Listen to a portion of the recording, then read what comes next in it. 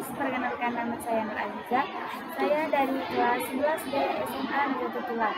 Oke, di sini saya akan membahas soal SBMPTN selanjutnya yang dibimbing dari Umina Apriani.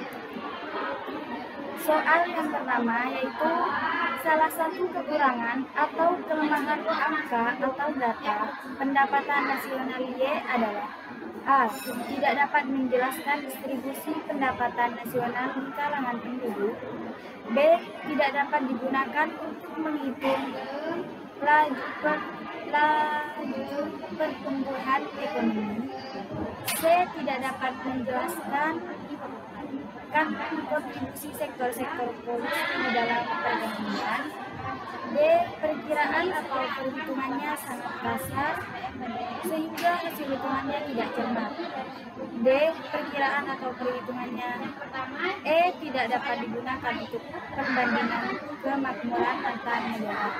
Jawaban yang tepat yaitu A. Tidak dapat menjelaskan distribusi pendapatan nasional di kalangan penduduk.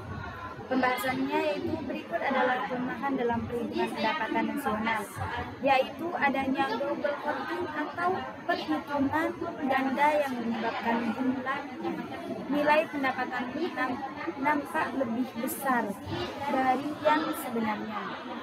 Perkiraan atau perhitungannya sangat kasar, sehingga hasil hitungannya tidak cermat.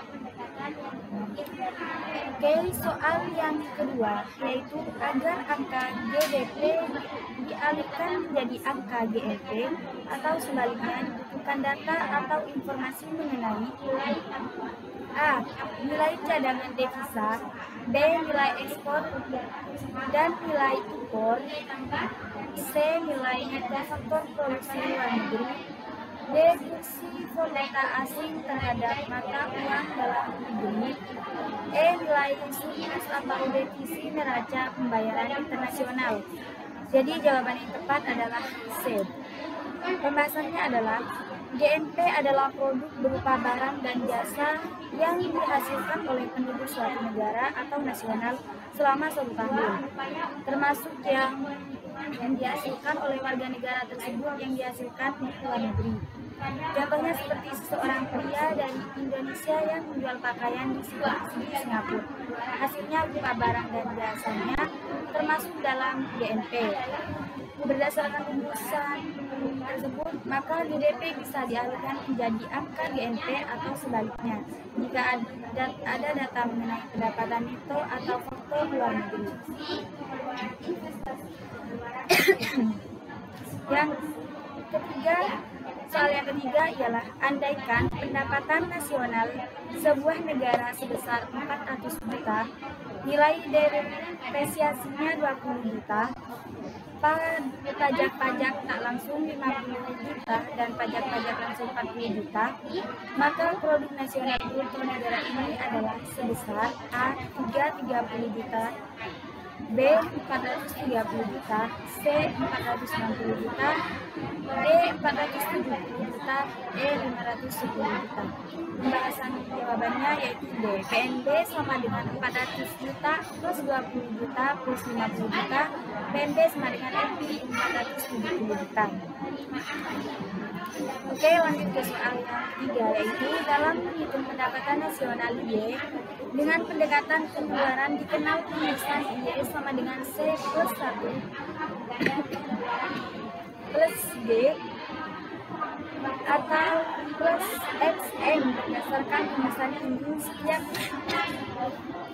Setiap kenaikan berdampak atau mengakibatkan kenaikan pendapatan. Berdasarkan rumusan ini, setiap kenaikan penerimaan pajak atau TX bagi pemerintah akan berdampak atau mengakibatkan kenaikan pendapatan nasional atau pertambahan Y, yaitu A. Kenaikan pendapatan nasional atau pertambahan Y, B. Penurunan pendapatan nasional atau pengurangan Y, C. Defisit anggaran belanja negara atau pemerintah atau defisit APBN, D. Kenaikan nilai ekspor atau X naik dan penurunan nilai impor atau M turun, E. Distribusi pendapatan nasional yang lebih merata di kalangan penduduk. Jadi jawaban yang tepat yaitu B. Pembahasannya adalah dalam sebuah perekonomian 3 sektor, yaitu perekonomian yang melibatkan rumah tangga konsumen, rumah tangga produsen, dan rumah tangga pemerintah. Ada beberapa indikator yang mempengaruhi perekonomian 3 sektor, antara lain yaitu fungsi pajak, fungsi pajak atau TX pada pendapatan hasil pajak dibedakan atas pajak yang nilainya tidak dipengaruhi oleh pendapatan. Fungsi subsidi atau transfer, fungsi ini juga dibedakan menjadi 2 jenis, yaitu fungsi subsidi otonom dan fungsi subsidi profesional. Oke guys, terima kasih karena sudah menonton video ini. Apabila ada kesalahan, saya mohon maaf sebesar-besarnya karena saya juga masih dalam pembelajaran. Oke, terima kasih. Wassalamualaikum warahmatullahi wabarakatuh.